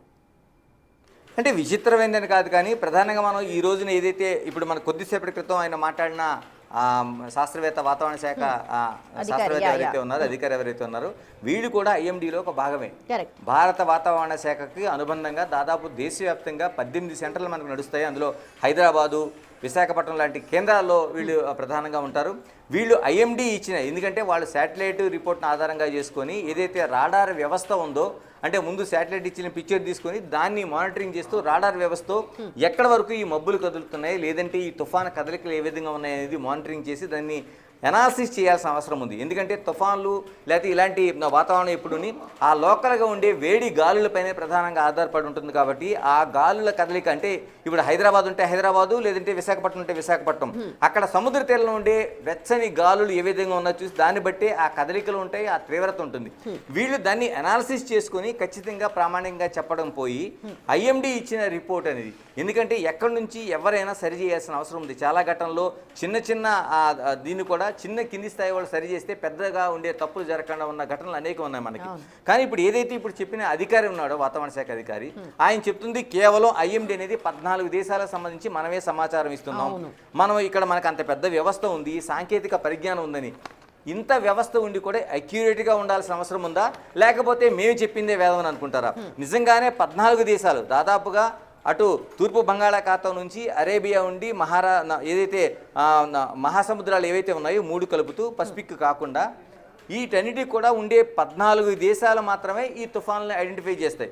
మిగతా దేశాలకి అట్లాంటిలో ఉండేదాన్ని మనం హరికేన్స్ అంటాం, తుఫాన్లని పేరుతో ఎట్టి పరిస్థితుల్లో పిలం. అదే పసిఫిక్ మహాసముద్రంలో అయితే మనం టర్ఫూన్స్ లాగా మనం పిలుస్తాం. అందుకని ఇక్కడ ఉండే తుఫాన్లని ఖచ్చితంగా అధ్యయనం చేయాల్సిన సంస్థ కేవలం వీళ్ళు మాత్రమే. ఇది కేవలం అక్యురేట్గా చెప్పాల్సిన సంస్థ.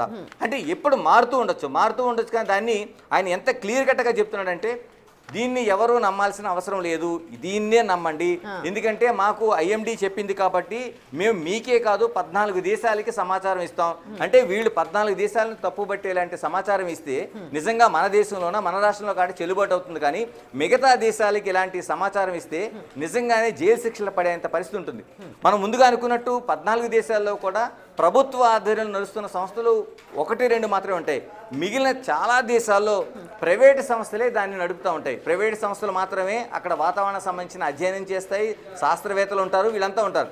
అంటే ఒక ప్రైవేట్ సంస్థలో ఉండే సంస్థలు అంత అక్యురేట్గా ఇవ్వగలిగినప్పుడు మన భారతదేశంలోన, అందులో ఆంధ్రప్రదేశ్లో ఉండే ఒక తీర ప్రాంతంలో ఉండే మోంతా లాంటి తుఫాను ఇదిగో ఈ విధంగా కదులుతుంది ఇక్కడ, అంటే వాళ్ళకి అమలాపురం ఎక్కడుందో తెలియదు, లేకపోతే అంతర్వేది ఎక్కడుందో తెలియదు, నర్సపూర్ ఎక్కడుందో తెలియదు, కానీ వాళ్ళు మ్యాపింగ్ చూసిన తర్వాత ఇక్కడ నుంచి వెళ్ళబోతుందని అంత క్లియర్ కట్గా, అంత అక్యురేట్గా చెప్పినప్పుడు ఇక్కడ ఉండే సంస్థలు ఎందుకు మార్పు చేసుకోలేకపోతున్నాయి? అదే ఇప్పుడు అదే శాటిలైట్ పిక్చర్స్ అటు ప్రైవేట్ ఇన్స్టిట్యూషన్స్ కి వెళ్తాయి, ఇటు గవర్నమెంట్ ఇన్స్టిట్యూషన్స్. శాటిలైట్ అయితే తన పని తను చేస్తుంది, కానీ ఇక్కడ చేయాల్సిందల్లా మెట్రలాజికల్ డిపార్ట్మెంట్లో ఉన్న వ్యక్తులు, ఆ వ్యక్తులనే మేము క్వశ్చన్ చేస్తున్నాం, డిపార్ట్మెంట్ అంతా కాదు.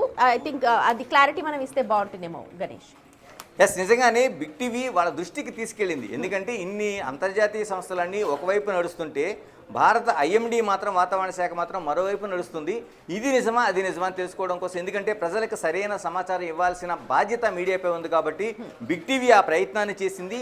అంటే దీన్ని చూపించిన తర్వాత, చెప్పిన తర్వాత కూడా ఎంతో కొంత మార్పు జరుగుతుందనే ఒక దీనికి క్రైటీరియాకి వచ్చింది. కానీ అవి చూసిన తర్వాత కూడా వాళ్ళ మాటలు చూస్తుంటే మేము మారేది లేదు. నిజంగానే ఐఎండీ అనేది కానీ ఇలా ఉంటే చెప్తున్నాక ముందుగా అనుకున్నట్టు కానీ అతిపెద్ద విపత్తును కానీ మోందా తీసుకొచ్చుంటే ఇప్పుడు మాట్లాడిన అధికారితో పాటు, ఐఎండీలో ఉండే కీలకమైన అధికారులతో పాటు, ఆ శాస్త్రవేత్తలతో పాటు ఎంత దేనికి మూల్యం చెల్లించిండేవారు, ఎంత మూల్యం చెల్లించిండేవారు. నిజంగా ప్రాణ నష్టం కానీ ఆస్తి నష్టాన్ని పక్కన పెడదాం, ప్రాణ నష్టాన్ని జరిగి ఉంటే ఏం చేసి ఉండేవారు అనేది ఒక ప్రధాన ప్రశ్నగా మనం తీసుకోవాలి. ఇప్పటికైనా అధికారులు మారాల్సిన అవసరం ఉంది. దీనిపైన ఇప్పటికే అంటే ఏదైతే పొలిటికల్ లీడర్లు మాట్లాడుతున్నది, అధికారులు, వాతావరణ శాఖ అధికారులు చెప్పిందే మాట్లాడతారు. ఎందుకంటే తుఫాను వెళ్ళిన చోట మాత్రం అంత ప్రశాంతంగా ఉంది, మిగతా చోట్ల వర్షాలు పడినాయి అంటే తుఫాను రీతి అలా ఉంటుంది. ఏదైతే ఐవాల్ అంటామో అది దాటిన చోట చాలా ప్రశాంతంగా ఉంటుంది. ఎందుకంటే అక్కడ శూన్యం ఉంటుంది కాబట్టి అది ఎట్టి పరిస్థితుల్లో ప్రభావితం చూపదు. దాని చుట్టూ ఉండే ఏదైతే ఆ వ్యాల్ఫుల్ ఉంటుందో అది మాత్రమే దాన్ని ప్రభావితం చూపిస్తుంది. అది పొలిటికల్ లీడర్లు మాట్లాడడంలో దాన్ని తప్పుపట్టాల్సిన అవసరం లేదు. కానీ అధికారులు ఇచ్చే ఇండికేషన్ కావచ్చు, లేకపోతే అక్యూరేట్ సమాచారం కావచ్చు, వాళ్ళు తప్పుదోవ పట్టిస్తున్న తీరు కావచ్చు, లేకపోతే జరిగిన తప్పును గుర్తించకుండా నిర్లక్ష్యం వహిస్తూ మాదే కరెక్ట్ అని చెప్తున్న మాటలు కావచ్చు, వీటిని ఇంకా సీరియస్గా తీసుకోవాల్సిన అవసరం అయితే గణేష్, ఇప్పుడు నార్మల్ గా డిజాస్టర్ మేనేజ్మెంట్ లో ఏపీ సీఎం చంద్రబాబు నాయుడుది పెట్టింది పేరు. గతంలో కావచ్చు హుదూద్ తుఫాన్ అప్పుడు ఎలా రీస్టోర్ చేశారో అందరూ చూశారు. అలాగే ఇప్పుడు ముంతా తుఫాన్కి సంబంధించి ఐఎండీ ఇక్కడ తప్పుడు నివేదికలు ఇచ్చింది. దీని మీద ఏమైనా సూచనలు చేసే అవకాశం ఉందా? దీన్ని ఏమైనా నివేదించే అవకాశం ఉందా? ఖచ్చితంగా ప్రభుత్వం, ఎందుకంటే క్రైసిస్ మేనేజ్మెంట్లో ఆంధ్రప్రదేశ్ ప్రభుత్వం చాలా కీలకంగా ఉంటుంది. మిగతా చోట్ల అంటే ముంబై కావచ్చు, లేకపోతే చెన్నై కావచ్చు, లేకపోతే ఇలా అనేక చోట్ల కంటే కూడా అక్కడ ఉండే దీంట్లోన కీలకంగా ఉండేది మాత్రం ఆంధ్రప్రదేశ్ ప్రభుత్వం ఉంటుంది. కాబట్టి గతంలో కూడా అనేక క్రైసిస్ మేనేజ్మెంట్లు చాలా అద్భుతంగా నడిపింది. హుదూద్లో కావచ్చు, లేకపోతే కోనసీమ తుఫాను కావచ్చు, ఇటీవల బుడమేరు మనకి విజయవాడలో ముంపు కావచ్చు, దాన్ని చాలా హ్యాండిల్ చేసిన సామాజిక ఉంది. నిజంగానే ప్రభుత్వం దీన్ని గుర్తించాలి. ఐఎండీ పైన మనకి ఖచ్చితంగా దీన్ని ఒక ప్రభుత్వానికి, కేంద్ర ప్రభుత్వానికి, ఇప్పుడు ఎందుకంటే కూటమి ప్రభుత్వంలో బీజేపీ కూడా ఒక భాగం ఉంది సెంటర్లో, కాబట్టి దాని దృష్టికి తీసుకెళ్లాల్సిన అవసరం అయితే మనకు ఉంది. ఇప్పుడు మనతో పాటు అంటే ఏం జరుగుతుందనేది, అంటే ఇంత ఐఎండీ ఇంత తప్పులు తడకగా నివేదికలు ఇస్తూ దాన్ని సరి చేసుకోవడానికి సిద్ధంగా లేని పరిస్థితి మనకి కనిపిస్తుంది. ఇది ఎంత ప్రమాదకరం అనేది జేఎన్టీలోన వైస్ ప్రెసిడెంట్గా పనిచేశారు, మరోవైపు డైరెక్టర్గా ఉన్నారు. డిజాస్టర్ మేనేజ్మెంట్ జేఎన్టీయూ హైదరాబాద్కి కీలకంగా డిజాస్టర్ మేనేజ్మెంట్ దానికి హెచ్ఓడిగా పనిచేసిన ప్రొఫెసర్ డాక్టర్ లక్ష్మణ్ రావు మనతో ఉన్నారు. లక్ష్మణ్ రావు గారు నమస్తే. నమస్తే గణేష్ గారు. సార్, మీరు చూశారు నిన్న మోంతా తుఫానుకు సంబంధించిన సమాచారం కావచ్చు, లేకపోతే ఇతర దేశాలు ఇచ్చిన ఏదైతే అంతర్జాతీయ సంస్థలు ఇచ్చిన సమాచారం కావచ్చు, వీటన్నింటినీ చూసిన తర్వాత మన ఐఎండీ తీరుని మీరు ఏ విధంగా చూస్తారు? ఇది బేసిక్గా ఒక టీం వర్క్ లేని, ఎనలిటిక్స్ లేని, టెక్నాలజీని సరిగ్గా ఇంటర్ప్రెట్ చేసుకోలేని ఒక వ్యవస్థగా మనం చూడొచ్చండి. ఇక్కడ ఒక హైరార్కికల్, ఒక స్టిఫ్ నెక్డ్ వర్షన్స్ ప్రకారము మేము గవర్నమెంట్లో ఉన్నాము, మేము గవర్నమెంట్ తరఫున ఇస్తున్నాం కాబట్టి మాదే వేదవాక్కు అని చెప్పి ఈ వ్యవస్థ తప్పండి. ఎందుకంటే దీనికి మల్టిపుల్ రీజన్స్ ఉన్నాయి. అది ప్రెజర్ వల్ల అయితేనేమి, టెంపరేచర్ వల్ల అయితేనేమి, క్లైమేట్ వల్ల కానీ, లేదు ఈ యొక్క విండ్ వల్ల కానీ, లేదంటే హైడ్రాలజిక్ సైకిల్ వల్ల కానీ, క్లౌడ్ వల్ల కానీ, ఇన్ని ఇంటిగ్రేట్ చేసుకొని అనాలిసిస్ చేయాలా. అనాలిసిస్ చేసేటప్పుడు ఈ యొక్క తక్కువ పెద్ద చిన్నది కాకుండా ఒక టీం వర్క్గా, ఒక రెస్పాన్సిబుల్గా చేసిన రోజున ఇక డిజాస్టర్ మ్యాపింగ్ కానీ, డిజాస్టర్ మెజరింగ్ కానీ, డిజాస్టర్ మానిటరింగ్ కానీ, డిజాస్టర్ మేనేజ్మెంట్ కానీ, డిజాస్టర్ మిటిగేటింగ్ కానీ ఉపయోగపడుతుందండి. ఇది చాలా సీరియస్ వ్యవస్థ లోపంగా మనం చూడాలా. ఎందుకంటే ఈ యొక్క వాటర్ నుంచి వచ్చేదానికి వాటర్ కనెక్టివిటీ ఇచ్చుకొని పోయే విధమైన ఒక మొబిలిటీ ఇచ్చుకుంటూ పోయే ఇన్ఫ్రాస్ట్రక్చర్ డెవలప్ చేసుకోవాలా. దానికి కావాల్సిన మ్యాపింగ్, మిషనింగ్ అనేది గవర్నమెంట్ ఆఫ్ ఆంధ్రప్రదేశ్ ఖచ్చితంగా మేల్కోవాలండి. లక్ష్మణ గారు, ఇక్కడే మనం లక్ష్మణ గారు ఇక్కడ ఐఎండీ కోసం కీలకంగా మాట్లాడుతున్నప్పుడు మనకు శాస్త్ర సాంకేతిక పరిజ్ఞానానికి లోటు లేదు. అనేక శాటిలైట్స్ ఉన్నాయి. ఇతర దేశాలకు సైతం మన ఉపగ్రహాలను పంపించే స్థాయిలో మన శాటిలైట్ వ్యవస్థ కావచ్చు, మన ఇస్రో కావచ్చు పనిచేస్తుంది. మరోవైపు ఏదైతే రాడార్ వ్యవస్థ మనకి దాదాపు 18 రాడార్లు మనకి కీలకంగా మనకి పనిచేస్తున్నాయి. ఇంత ఉన్నా సరే ఎందుకు ఐఎండి ఇంత వైఫల్యం? ఎందుకంటే యానం కాకినాడ మధ్య దాటుతుందని పాడిన పాటే పదే దాదాపుగా 2 రోజుల పాటు పాడారు. కానీ మిగతా అంతర్జాతీయ సంస్థలని చెప్తున్నా ఎక్కడ కూడా చెవిని పెట్టలేదు. ఎక్కడ వైఫల్యం ఎక్కడుంది అనుకుంటున్నారు? అసలు లోపం ఎక్కడుంది వీళ్ళకి?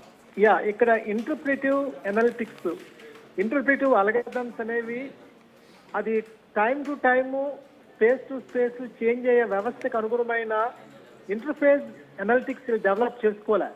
వీళ్ళకి ఏదైతే టెక్నాలజీతో పాటు వచ్చిన ఆ ఎనాలిటిక్స్నే బేస్ పెట్టుకొని దాన్ని అడ్వాన్స్మెంట్గా అనుగుణమైన లోకల్ కండిషన్స్కి అనుగుణంగా మార్చుకోకుండా చేసిన వ్యవస్థ వల్ల వచ్చిన లోపం అండి. అంటే దీనికి they are not mentally prepared to enhance the knowledge what they gain it with proper conditions, proper interpretation, proper interpolation.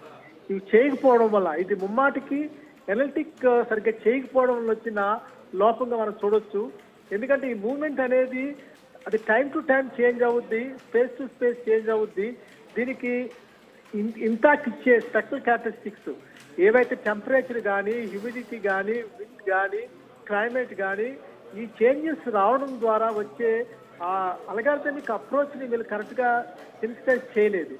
తర్వాత మన దేశం మొత్తంలో కూడా మెయిన్ ప్రాబ్లము మనం క్లౌడ్ను మానిటర్ చేసే వ్యవస్థ లేదు. మనకి యూరోప్ ఏజెన్సీస్ చూసారంటే 1 సెంటీమీటర్ గ్యాప్లో వర్షం కావాలంటే పడే విధంగా చేసుకుంటున్నారు. అంటే డిజాస్టర్ ప్రిపేర్నెస్లో జపాన్ కానీ, ఆమ్స్టర్డామ్, నెదర్లాండ్స్. లక్ష్మణ్ గారు, మీరు చాలా కీలకమైన విషయం చెప్తున్నారు. అంటే ఇప్పటివరకు మేము అనుకునేది ఏంటంటే ఇంత రాడార్ వ్యవస్థ ఉంది, శాటిలైట్ వ్యవస్థ ఉంది కాబట్టి చాలా వరకు పిన్ టు పిన్ తెలుసుకోగలిగారంటున్నాం. కానీ మీరు క్లౌడ్స్ని మానిటరింగ్ చేసే వ్యవస్థ భారతదేశంలో లేదంటున్నారు. ఎందుకు లేదండి? అసలు ఏంటి అంత కీలకమైందా? ఎందుకు లేదు అసలు? దీనికి ఇప్పుడున్న అడ్వాన్స్ అప్రోచెస్ లో ఉన్న కంప్యూటర్ విజన్ కానీ, ఏఐ ట్రైనింగ్ కానీ, మిషన్ లెర్నింగ్ కానీ ఉపయోగించుకుంటూ ఓవర్ స్పేస్ టైం ప్రకారం క్లౌడ్ ఎంత అగ్లామరేట్ అవుతుంది, దాని థిక్నెస్ ఎలా ఉంది, దానికి ఫ్రెష్ ఎయిర్ యాడ్ అవుతున్నప్పుడు ఎప్పుడు కండెన్స్ అవుతుంది, ఇటువంటి అనాలిసిస్ చేసే వ్యవస్థలో మన వాళ్ళు టోటల్గా ఇంటిగ్రేటెడ్ అప్రోచ్ ఫెయిల్ అయ్యారండి. ఎందుకంటే ఇది ఖచ్చితంగా టెంపరేచర్కి, విండ్కి, క్లైమేట్కి, క్లౌడ్కి కనెక్టివిటీ ఉంది. ఈ 4గిటిని కలుపుకొని ఇంటిగ్రేట్ చేసుకుంటూ ఎనలైజ్ చేసే టీమ్ స్పిరిట్, టీం వర్క్ లేకపోవడం వల్ల వచ్చిన నష్టం ఇది. ఎవరికి వాళ్ళు బాసిజంగా, ఎవరికి వాళ్ళు మేము ఇండిపెండెంట్గా హ్యాండిల్ చేయగలము, మా చేతిలో టెక్నాలజీ ఉందని చెప్పి పెట్టుకుంటే అది బీరువాలో పెట్టుకొని ఉపయోగపడుతుందేమో కానీ నాట్ ఫర్ సొసైటల్ నీడ్స్ అండి. దీన్ని ఖచ్చితంగా సొసైటీకి ఇంటర్ప్రిట్ చేయాలి అంటే టీం వర్క్ చేయాలా, బేషరతుగా ఎటువంటి డిఫరెన్షియల్ మైండ్ థింకింగ్ లేకుండా ఒక కామన్ కాజ్ కోసము, అంటే ఒక యుద్ధ భూమిలో ఒక సైనికుడిగా, లేకపోతే ఒక అగ్రికల్చర్కి ఒక ఫార్మర్గా ఏ విధంగా, ఒక అథ్లెటిక్గా ఏ విధంగా వర్క్ చేస్తారో అలాగ అందరూ కలిపి పనిచేస్తే తప్పించి ఇటువంటి వీటికి చాలా డిజాస్టర్స్ సిచ్యువేషన్ అండి. ఇందాక మీరు చెప్తున్నారు యాక్చువల్గా అది రాంగ్గా ఇంటర్ప్రిట్ అయ్యి నేచర్ కొంచెం బ్లెస్సింగ్ చూపించింది కాబట్టి బతికారు, కానీ లేకపోతే వీళ్ళు ఇచ్చిన రాంగ్ లొకేషన్స్, రాంగ్ డైరెక్షన్స్ లో చాలా డేంజర్ అయ్యేదండి. గవర్నమెంట్ ప్రిపేర్నెస్ కూడా ఇంపాక్ట్ పడేది. ఇలాగ ఎంత ఇంపాక్ట్ పడి ఉండేది? మీరు చెప్తున్నట్టు ఇప్పుడు వాళ్ళు ఇస్తుంది యానం కాకినాడ అని చెప్పారు, అది వెళ్ళింది అంతర్వేది మీదుగా వెళ్ళి తాకింది, తర్వాత నర్సపూర్లోనే తీరం దాటింది. ఇంత వ్యత్యాసం కనిపిస్తే అంటే నిజంగా మనం యాక్యురేట్గా చెప్పుకోవాలంటే గోదావరి పరివాహక ప్రాంతంలో 2 పాయలుగా విడిపోతే యానం అనేది ఒక పాయ, మరోవైపు ఇక్కడికి దాదాపుగా 60 కిలోమీటర్ల వ్యత్యాసంలో మనకు కనిపిస్తోంది. ఇంత వ్యత్యాసం వల్ల అంటే ఒక చోట చెప్పిన తర్వాత ఇంకో చోట తీరం దాటినా, తీరం తాకినా ఎలాంటి ప్రమాదం ఉండబోతుందండి? అది దీనివల్ల ఏమవుతుందంటే డిజాస్టర్ ప్రిపేర్నెస్ అనేది మిస్ అయిపోతామండి. అది వాటర్ రూపేనా కానీ, విండ్ రూపేనా కానీ దానికి ఇంపాక్ట్ అనేది మనకి కరెక్ట్గా రెస్పాన్స్ ఇవ్వడానికి, డిజాస్టర్ టీమ్స్ కూడా రెస్పాన్స్ ఇవ్వడానికి అవకాశం లేని విధంగా సడన్గా అటాక్ జరుగుతుంది. విత్ ఇన్ సెకండ్స్లో ఇది క్రాస్ అయ్యే అవకాశం ఉంటుంది. ఆ ప్రిపేర్నెస్ వాళ్ళు మిస్ అయితే ఇది టోటల్గా ప్రాణ నష్టము, ఆస్తి నష్టము చాలా సివియర్గా ఉంటుంది. తర్వాత ఈ ప్రిపేర్నెస్ అనేది కొన్ని ఇంటర్నేషనల్ వరల్డ్లో కొన్ని రోజుల క్రితం నుంచి చెప్పుకొస్తున్నారు. అంటే ఎటువంటి ఇంపాక్ట్ ఉంటుంది అనేది. అటువంటి అప్పుడు ప్రిపేర్నెస్ అనేది ఫార్మర్స్ కానీ లేకపోతే అడ్మినిస్ట్రేషన్ కానీ కరెక్ట్గా ఉపయోగపడుతుందండి, కరెక్ట్గా షూట్కి వెళ్తే. లేకపోతే ఈ డిజాస్టర్ అనేది చాలా సివియర్గా ఉంటుంది, న్యాచురల్ రిసోర్సెస్ ఎఫెక్ట్ అయిపోతాయి. లక్ష్మణ్ గారు, మీకు ముందుగా ఒక వాతావరణ శాఖ అధికారి మాట్లాడారు. ఆయన చెప్తుంది ఏంటంటే మా దగ్గర ఉన్న శాస్త్ర సాంకేతిక పరిజ్ఞానం కావచ్చు, మా అంచనాలు కావచ్చు, మా ఎనాలిసిస్ కావచ్చు, మాకు దాదాపు 14 దేశాలకి మేము అందిస్తున్నాం అనేది వాళ్ళు చెప్తుంటే, అంటే మేము చెప్పిందే కరెక్టు, మిగతాది కాదు, ఈ ధోరణి ఎలా చూడాల్సిన అవసరం ఉందండి? అదేనండి, ఇక్కడ ఉన్న ప్రాబ్లం ఏంటంటే వీళ్ళకి పనిష్మెంట్స్ లేవండి. రాంగ్ అనాలిటిక్స్, రాంగ్ కన్వర్జెన్స్ ఇచ్చారు అంటే దానికి కావాల్సిన ఎనాలిసిస్ నాలెడ్జ్ వీళ్ళకి గెయిన్ చేసుకునే మెంటల్ ప్రిపరేషన్ లేకపోవడం కూడా డేంజర్ అండి. ఎందుకంటే సిచ్యువేషన్ బట్టి మారుతున్నప్పుడు, టైంని బట్టి మారుతున్నప్పుడు, స్పేస్ని బట్టి మారుతున్నప్పుడు ఏ ఎలిమెంట్స్ని మనం అనలైజ్ చేయాలా, వేటిని ప్రాపర్గా ఇంటర్ప్రిట్ చేసుకోవాలా, దేన్ని తక్కువగా చూడాలి, దాన్ని హెచ్చుగా చూడాలా, ఆ సెన్సిటివిటీ, ఆ స్టెబిలిటీ చేసే అనలిటిక్స్కి వీళ్ళు మెంటల్గా ప్రిపేర్ అయ్యి లేరు. వీళ్ళు డిపెండెన్సీ ఓన్లీ అంత టెక్నాలజీ ఉంది, మేము 10 మందికి ఇస్తున్నామని చెప్పి సాటిస్ఫై అవుతుంది. కానీ టెక్నాలజీని గ్రౌండ్ రియాలిటీకి ఇంటర్ప్రిట్ చేసే వ్యవస్థలో గ్రౌండ్ మీద ఉన్న ఫీచర్స్ కానీ, గ్రౌండ్ మీద ఉన్న క్లైమేట్ కానీ, గ్రౌండ్ పైన ఉన్న క్లౌడ్ కానీ, భూమి లోపల ఉన్న హీట్ ట్రాన్స్ఫరబిలిటీ. ఇప్పుడు రీసెంట్ గా సైకిల్స్ వస్తున్నాయంటే అది ట్రాన్స్ఫరబిలిటీ ఆఫ్ హీట్. ఇమ్మీడియట్ గా సన్ నుంచి వేసవికాలం నుంచి వర్షాకాలం వచ్చేటికి వస్తున్న వాటర్ యొక్క పెనట్రేషన్ ద్వారా ఆ హీట్ ట్రాన్స్ఫర్ అనేది హారిజంటల్ మొబిలిటీ ఉంది. దాని మొబిలిటీ ప్యాటర్న్ మెజర్ చేసే వ్యవస్థ మన వాళ్ళు ఎంతవరకు యూజ్ చేశారు? ఎందుకంటే మీకు చాలా శాటిలైట్స్ ఉన్నాయి, టెరెస్ట్రియల్ శాటిలైట్స్ ఉన్నాయి, జియో సింక్రనస్ శాటిలైట్స్ ఉన్నాయి, వెదర్ మానిటరింగ్ స్పేషియల్ శాటిలైట్స్ ఉన్నాయి.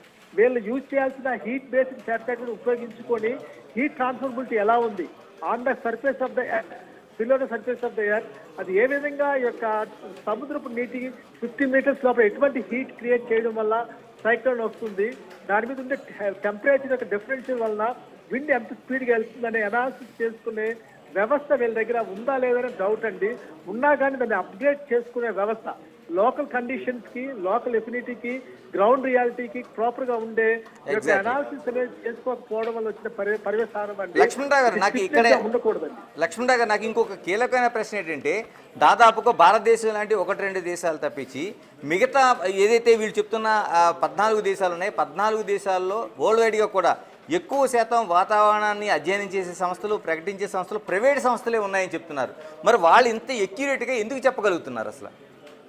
ఇది బేసికల్లీ కమిట్మెంట్ అండి. Commitment, team work, non hierarchical position, తర్వాత మాకు పెనాల్టీస్ ఉంటాయి అనే దృక్పథము మైండ్ లో పెట్టుకుని వర్క్ చేసిన టీమ్ వర్క్ అండి. నేను చెప్తున్నా అండి, యూరోప్ లో ఆమ్స్టర్డామ్ లో మీకు 1 సెంటీమీటర్ గ్యాప్ లో వర్షం ప్రిడిక్ట్ చేస్తారు. వాళ్ళు కొన్ని డికేట్స్ బ్యాక్, ఒక 10 years 15 years బ్యాకే ఏఐ డేటా బేస్ యూజ్ చేసి అనాలిసిస్ చేయడం మొదలు పెట్టారు. మనకి ఈ రోజున కంప్యూటర్ విజన్ ఉంది, ఏఐ డేటా బేస్ ఉంది. మన వాళ్ళు ప్రాపర్ అనలిటిక్స్ ని, ప్రాపర్ అల్గారిథమ్స్ డెవలప్ చేసుకోవాలా. దీన్ని ఖచ్చితంగా ప్రైవేట్ పార్టిసిపేషన్ తోటి, పబ్లిక్ ఇంటర్ప్రిటేషన్స్ తోటి ముందుకెళ్తే బాగుంటుందని నా ఉద్దేశము. మన దేశానికి కావాల్సింది సైంటిఫిక్ టెక్నికల్ బోర్డు కావాలండి ఈ రోజున. దాంట్లో మేధావులు without any priorities, political involvement, is involvement ఇటువంటి లేకుండా ప్యూర్ సైంటిఫిక్ కాంట్రిబ్యూట్ చేసే వాళ్ళని ముందుకు తీసుకువెళ్తే ఖచ్చితంగా ఇటువంటి ఆన్సర్స్ వస్తాయండి. దీంట్లో దేశము, విదేశం అని, లేదా రాష్ట్రము, ఇంకొక రాష్ట్రం అనే ఫీలింగ్స్ లేకుండా టాలెంట్ ఉన్న వాళ్ళకి ఇంపార్టెన్స్ ముందుకు తీసుకెళ్తే ఇటువంటి ప్రాబ్లమ్స్ రావండి. ఎందుకంటే డిజాస్టర్ అనేది it never knew the racial differences అండి. లక్ష్మణరావు గారు, ఇక్కడ మీకు చిన్న విషయాన్ని గుర్తు చేయదలుచుకున్నాను. ఏపీలోన వెదర్మెన్ అనే ఒక అధ్యయనకర్త ఉన్నాడు. ఆయన ఇంజనీరింగ్ స్టూడెంట్.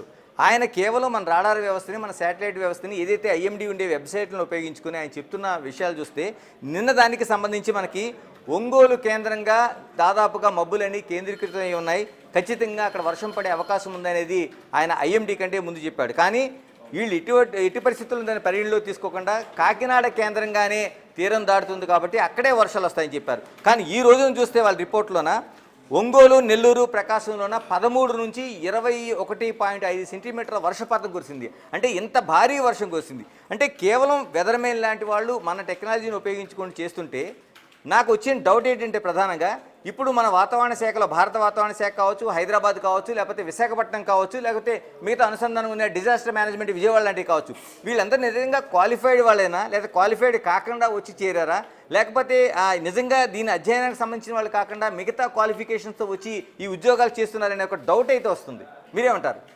ఇది బేసిక్గా అస్త్ర సన్యాసం చేసిన non risky working mental attitude వల్ల జరిగిన పర్యవసానం అండి. ఇప్పుడు ఆ వెదర్ మ్యాన్ అన్న అతను ఇంటర్ప్రిట్ చేస్తున్నాడు అంటే అతను బేస్ ఖచ్చితంగా క్లౌడ్ని బేస్ పెట్టుకొని, ఈ యొక్క శాటిలైట్ డేటాని బేస్ పెట్టుకొని, రాడార్ని బేస్ పెట్టుకొని, ఆ వచ్చిన ఇన్ఫర్మేషన్కి తను క్లౌడ్ యొక్క మొబిలిటీని ట్రాక్ చేసుకుంటూ ఇచ్చిన interpretive result which has come to the reality అండి. ఎందుకంటే అటువంటి రియాలిటీ, గ్రౌండ్ రియాలిటీకి దగ్గరికి వెళ్ళే ఈ యొక్క రిపోర్టింగ్ ప్యాటర్న్ ఖచ్చితంగా it depends on the commitment what we have అండి. కమిట్మెంట్ ప్రకారం వర్క్ చేస్తే ఖచ్చితంగా ఇది వస్తుంది. అది మనము ఏదో గవర్నమెంట్లో ఉన్నాం కాబట్టి ఏదో చెప్పాలని చెప్తే మాత్రము అది మన చేతిలో లేని వ్యవస్థగా, అదేదో న్యాచురల్ గాడ్ కరెక్ట్గా చెప్తారు కానీ ఈ డిజాస్టర్ అనేది ఖచ్చితంగా మ్యాన్ మేడ్ డిజాస్టర్గా మనము చూసి అనాలిసిస్ చేయాలండి. ఎందుకంటే ఈ టెంపరేచర్ని కంట్రోల్ చేయక, హైడ్రాలజిక్ సైకిల్ కంట్రోల్ చేయక, గ్రీన్ బాడీస్ డెవలప్ చేయక, గ్రీన్ ఎమిషన్స్ని కంట్రోల్ చేయక, ఈ క్లౌడ్ యొక్క మొబిలిటీస్ని ట్రాక్ చేయకపోతే ఇటువంటి డిజాస్టర్స్ వస్తాయి. కాబట్టి నేను చెప్పేది ఏంటంటే ఖచ్చితంగా అది ఏ దేశమైనా కానీ టాలెంట్కి ఇంపార్టెన్స్ ఇచ్చి కమిట్మెంట్తో వర్క్ చేసే గ్రూప్స్ని ఐడెంటిఫై చేసుకునే బాధ్యత ప్రతి గవర్నమెంట్కి ఉంది. ఇప్పుడు అంత ఫ్లడ్ వాటర్ వచ్చింది అంటే ఫ్లడ్ మిటిగేషన్ చేసే సర్క్యులేటరీ ప్యాటర్న్ లేకపోతే, నేను నిన్న ఒక గవర్నమెంట్కి ఒక అడ్వైజ్ ఇచ్చాను, ఖచ్చితంగా ఎలాంటి సీ కోస్టల్ లైన్ ఈ క్యాపిటల్ ఇన్వెస్టర్స్ కోసము రోడ్ చేస్తున్నారు మంచిదే, కానీ ఈ కమ్యూనిటీ బెనిఫిట్ కోసము ఫెరో బోట్ సిస్టమ్ పెట్టమని సజెస్ట్ చేస్తున్నా. రేడియల్గా ఎవ్రీ 5 కిలోమీటర్స్కి ఒక ఫెరో ఒక 2 మీటర్ డయామీటర్ తోటి ఛానల్ పెట్టి సాల్ట్ వాటర్ కానీ రివర్ వాటర్ కానీ పెట్టుకుంటూ ఎక్వాటిక్ లైఫ్ చేసుకుంటూ అవసరం టైంలో బోట్ ద్వారా మూవ్ అయ్యే విధంగా చేసుకుంటే డిజాస్టర్ మేనేజ్మెంట్ అనేది బెటర్గా ఉంటుందనేది నా ఉద్దేశం. లక్ష్మణరావు గారు, గవర్నమెంట్ ఆఫ్ లక్ష్మణరావు గారు చివరిగా చెప్పండి, వాతావరణ శాఖ ఇన్ని తప్పులు తడకగా తను ఇచ్చిన నివేదికలకి ఏమాత్రం పొంతం లేకుండా, ప్రజలను అప్రమత్తం చేయడానికి అవకాశం లేకుండా, వాళ్ళు నిజంగా వచ్చిన మార్పులు చేసుకోకుండా ఉండే ఈ ఐఎండి అంటే మొత్తం టోటల్గా నేను మాట్లాడుతాను వ్యవస్థ అనే ఏదో భారత వాతావరణ శాఖ సంబంధించి మాట్లాడతాను, ఇది ప్రక్షాళన జరగాలంటే ఏం చేయాల్సిన అవసరం ఉంది? దీనికి బేసిక్గా ఒక కమిట్మెంట్ ఉండే ఒక సైంటిఫిక్ గ్రూప్ని పికప్ చేసుకోవాలండి. ఏ విధంగా యుఎస్కి ప్రెసిడెంట్ ఆఫ్ అమెరికాకి ఏ విధంగా అడ్వైజ్ చేసే సైంటిఫిక్ గ్రూప్ ఉంటుందో అటువంటి group real researchers who work for the nation, అటువంటి పీపుల్ని ఐడెంటిఫై చేసుకొని ఆ సైంటిఫిక్ బాడీ ద్వారా ప్రక్షాళన చేయాల్సి వస్తుంది. అంటే దీంట్లో కొత్త తరమైన కంప్యూటర్ విజన్ కానీ, ఏఐ కానీ, లేదు ట్రైన్ డేటా సెట్స్ కానీ, కొన్ని మ్యాథమెటికల్ అల్గారిథమ్స్ కానీ, ఈ రోజున మ్యాథమెటిక్స్కి చాలా జీరో ఇంపార్టెన్స్ ఇచ్చారు. ఇప్పుడు డైరెక్షన్ ఫైండర్ కానీ, ట్రయాంగులేషన్ అప్రోచ్ కానీ ఇవన్నీ రావాలి అంటే మ్యాథమెటిక్స్ చాలా క్రూషియల్ రోల్ అండి. అంటే న్యూ అల్గారిథమ్స్ డెవలప్ చేయాలి. ఏదో ఒక $100,000 ఇచ్చేసి ఒక అల్గారిథం కొనుక్కున్నాం, మేము అదే యూజ్ చేసుకుంటాం తరతరాలుగా అంటే ఈ క్యాలిబ్రేషన్ డెఫిషియన్సీ వస్తుంది. మనోళ్ళు ఇప్పుడు గవర్నమెంట్ చేసిన క్యాలిబ్రేషన్ డెఫిషియన్సీ చెక్ చేసుకుంటే ఖచ్చితంగా తెలిసిపోద్దండి. ఇప్పుడు రిజల్ట్ వచ్చింది రాంగ్గా వచ్చింది, వాళ్ళు ఐడెంటిఫై చేసింది వేరే విధంగా ఉంది. What is the difference in calibration, what are the inputs taken by them, what is the output which given them the decision of the wrong direction. అంటే wrong finding of the location, ఆ finding of the location మీద తప్పు వచ్చింది అంటే దీంట్లో వాడిన mathematics ఏంటి, వాళ్ళు ఇంటర్ప్రిట్ చేసిన ఇన్పుట్స్ ఏంటి, అవుట్పుట్ ఏంటి చూసుకొని ఇప్పటికన్నా క్యాలిక్యులేషన్ చేసుకోవడం మంచిది. వాళ్ళ మైండ్స్ క్యాలిక్యులేట్ కావాలా, వాళ్ళు వాడే మెషిన్స్ క్యాలిక్యులేట్ చేసుకోవాలా, వాళ్ళు వాడే అల్గారిథమ్స్ క్యాలిక్యులేట్ చేసుకోవాలా, అప్పుడు రెస్పాన్సిబుల్ సిటిజన్ ఆఫ్ ఇండియాగా కరెక్ట్గా డిజాస్టర్ కంట్రోల్ చేసే వ్యవస్థ వచ్చిందని. లక్ష్మణరావు గారు, ఇలాంటి తప్పులు చెప్తున్నప్పుడు వీళ్ళపైన ఫిర్యాదు చేసే అవకాశం ఉందా? ఎందుకంటే డిజాస్టర్ మేనేజ్మెంట్లో మీరు చాలా కీలకంగా వ్యవహరించారు, జేఎన్టీ లాంటి ప్రతిష్టాత్మక సంస్థలో ఒక హెచ్ఓడిగా కొనసాగారు మీరు. ఎందుకంటే చాలా వరకు ఆంధ్రప్రదేశే కాదు, తెలంగాణ కాదు, హైదరాబాద్ ప్రాంతంగా ఉన్న అనేక కెలామిటీస్ని మీరు చూశారు, డిజాస్టర్స్ చూశారు. వీళ్ళపైన ఫిర్యాదు చేసే అవకాశం ఉందా? ఇది ఖచ్చితంగా ఇదండి, ఇది కేసు లే చేయాల్సిన అవసరం ఉందండి. ఎందుకంటే ఇది human resource, natural resource effect అయిపోయింది. తర్వాత దీనికి వీళ్ళ క్వాలిఫైడ్నెస్ అనేది క్వశ్చనబుల్ అండి. యాక్చువల్గా నేను మా టీచింగ్ కమ్యూనిటీకి ఏం చెప్తున్నానంటే, పిహెచ్డీ తీసుకొని నువ్వు పిహెచ్డీకి తగ్గట్టుగా వర్క్ చేయకపోతే పిహెచ్డీ డిస్క్వాలిఫై చేయమని చెప్తున్నామండి. అంటే ఇక్కడ పనిష్మెంట్స్ అనేవి, పెనాల్టీస్ అనేవి ఖచ్చితంగా ఇచ్చే ప్రక్రియ ఉండాలా. ఎస్పెషల్లీ ఇటువంటి మేజర్ వర్క్స్ లో వర్క్ చేస్తున్న వాళ్ళు, డిజాస్టర్స్ మీద ట్రాక్ చేస్తున్న వాళ్ళు, న్యాచురల్ కెలామిటీస్ ట్రాక్ చేస్తున్న వాళ్ళు రెస్పాన్సిబిలిటీ తీసుకోవాలా, అప్డేటింగ్ స్కోప్ ఉండాలండి వాళ్ళకి. థ్యాంక్ యూ లక్ష్మణ గారు, థ్యాంక్ యూ వెరీ మచ్. ఇది టోటల్గా మనకి ఐఎండి సంస్థకు సంబంధించింది. అంటే 4 వాక్యాల్లో చెప్పాలంటే, ఒకటి కమిట్మెంట్ ఉండాలి, టీం వర్క్ ఉండాలి. ఈ రెండు కూడా ఐఎండీలో లోపించాయని చెప్తున్నారు. మరోవైపు ఒక తప్పు జరిగిన తర్వాత దాన్ని క్షమాపణ కోరే అవకాశం ఉండాలి, ఎవరైనా చెప్తే సరి చేసుకునే అవకాశం ఉండాలి. అత్యంత కీలకంగా ఇలాంటి వాటిలో పనిష్మెంట్ అనేది మిస్ అవ్వడం వల్లే ఐఎండీ ఇలాంటి తప్పుడు రిపోర్ట్లు కావచ్చు, లేకపోతే తప్పుదోవ పట్టించే రిపోర్ట్లు కావచ్చు, దాన్ని సరి చేసుకునే రిపోర్ట్లు కావచ్చు ఇవ్వలేకపోతుంది అనేది కీలకమైన సారాంశం. Keep watching big TV.